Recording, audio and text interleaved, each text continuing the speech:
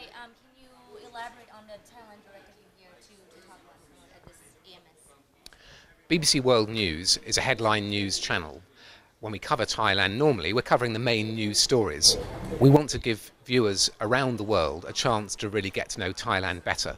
So in late August and early September, we'll be doing more than a week of special programming, which will be looking at Thailand in much greater depth. Travel programs, documentary programs, interview programs, really giving a chance for the very large BBC World News audience around the world to get to know the country better.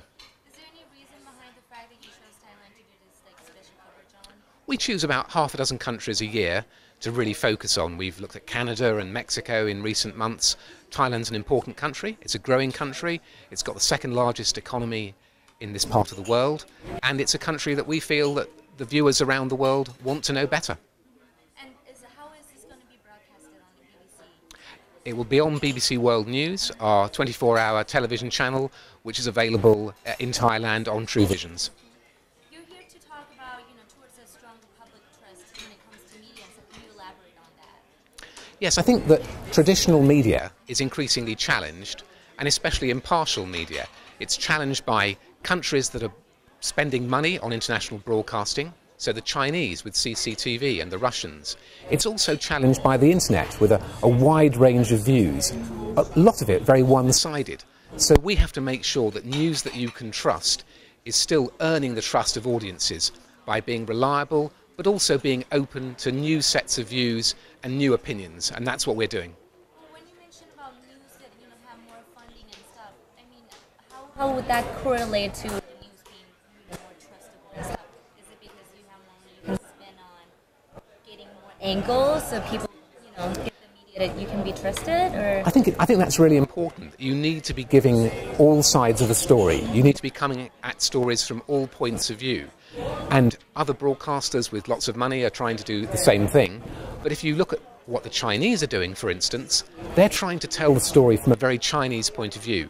The BBC doesn't do that. We're not telling it from a British point of view. We're not telling it from an American point of view. We're trying to tell the story from all global perspectives. Now, when it comes to British media, where does BBC stand among, say, the tabloid news and maybe The Guardian and all that stuff? Talking about Well, British media has clearly been in the news itself recently because of the scandals around the phone hacking and News of the World. The BBC hasn't been part of that. Those aren't the things that we do. They aren't the stories that we chase after. But it's an embarrassment for Britain, and it's something which the British courts are now looking into, criminal investigations, and also trying to improve our media standards for the future. Do you think that's going to change, the perspective, how people look at the British media in the long term? I don't know. I hope that people will just see it as a short-term episode, and that Britain will sort things out and improve its standards, because many of the things that happened were disgraceful. And another thing that the BBC is looking to invest more in this Asia-Pacific region with, can you elaborate on that too? This part of the world, Asia, is the most exciting story in the world at the moment because the place is growing, the economy is transforming, Thailand is an important part of that. So we've been investing more in our reporting and our presenting from Asia, in China, in Singapore, in India, throughout the region. And that's a reflection of its importance, not just to the audience in Asia, but to the audience around the world.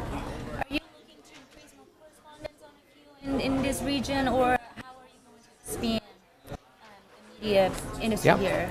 We're currently looking for a chief business correspondent to report either from Singapore or Hong Kong, but with a brief to report that story in Asia, and we'll be announcing new plans to be able to recruit more journalists in the future. So there are going to be plenty of opportunities. Right. What's the timeline on this? When are you hoping to achieve?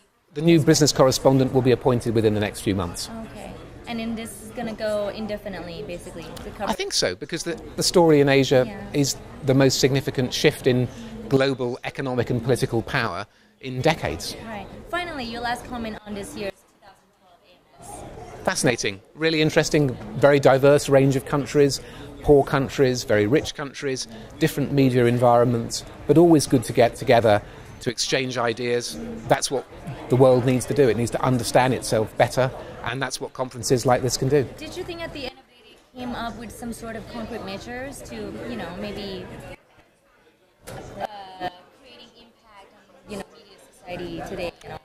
think in the last session there was a real commitment to impartial journalism. I was very pleased to see that. So the presenter from Chinese television was saying it was really important that media needs to be trusted by the public, and it needs to tell the truth, it needs to be impartial. I thought that was a very powerful statement.